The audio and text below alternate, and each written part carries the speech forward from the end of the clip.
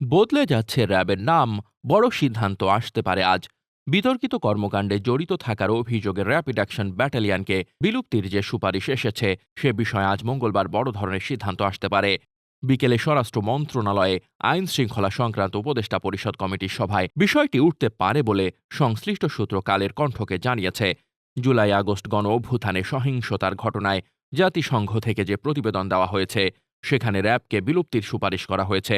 গুম সংক্রান্ত কমিশনও একই ধরনের সুপারিশ করেছে। একই ধরনের দাবি জানিয়েছে বিএনপিও। স্বরাষ্ট্র মন্ত্রণালয় সূত্র জানায়, আজ স্বরাষ্ট্র উপদেষ্টা লেফটেন্যান্ট জেনারেল জাহাঙ্গীর আলম চৌধুরীর সভাপতিত্বে মন্ত্রণালয়ের সম্মেলন কক্ষে আইন শৃঙ্খলা সংক্রান্ত উপদেষ্টা পরিষদ কমিটি সভা অনুষ্ঠিত হবে। সভায় র্যাব বিলুপ্তির সুপারিশের বিষয় নিয়েও আলোচনা হওয়ার কথা রয়েছে।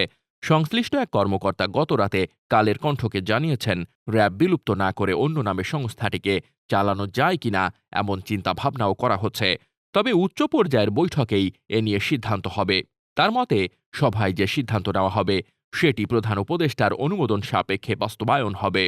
এ বিষয়ে জানতে চাইলে আইজিপি বাহারুল আলম গতকাল রাতে কালের কণ্ঠকে বলেন, বিষয়টি নিয়ে আমার কিছু জানা নেই। গত ১২ ফেব্রুয়ারি জাতিসংঘের প্রতিবেদন প্রকাশের পর সাংবাদিকরা স্বরাষ্ট্র উপদেষ্টার কাছে জানতে চেয়েছিলেন জাতিসংঘের রিপোর্টের সুপারিশের ভিত্তিতে র্যাবকে বিলুপ্ত করা হবে কিনা। জবাবে স্বরাষ্ট্র উপদেষ্টা লেফটেন্যান্ট জেনারেল জাহাঙ্গীর আলম চৌধুরী বলেন, সবাই বসে একটি সিদ্ধান্ত নেওয়া হবে।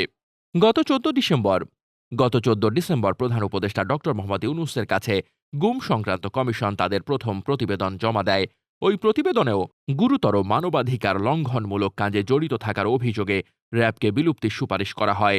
২০০৪ সালে বিএনপি সরকারের আমলে গঠিত এই বাহিনী বিলুপ্তির জন্য বিএনপির নেতারাও বিভিন্ন সময় দাবি জানিয়ে আসছেন।